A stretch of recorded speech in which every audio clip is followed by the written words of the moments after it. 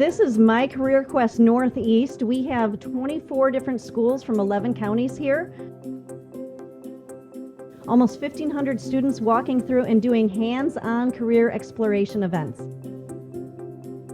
We have 4 different quadrants that the students can go through. They can go through manufacturing, construction, healthcare, and technology. So in our construction quadrant, you can learn plumbing, utility work, heavy equipment operating, and we even have the military.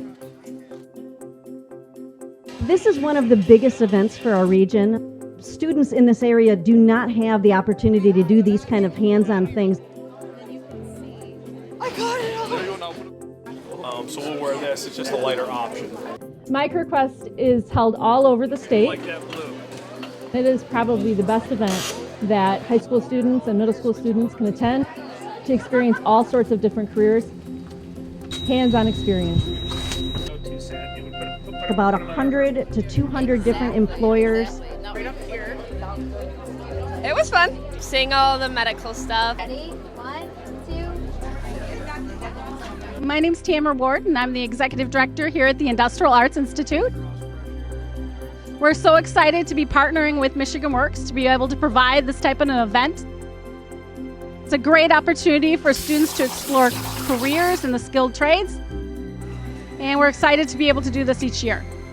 The kids coming out for these jobs that we have available for them is ability to dive in and develop their skills, and they can't help but succeed if they do that. So it's been really reassuring to see a lot of this activity. Really big machinery I haven't seen before. They don't have these opportunities, so this is really important for their career exploration. We're law enforcement officers for the DNR. So.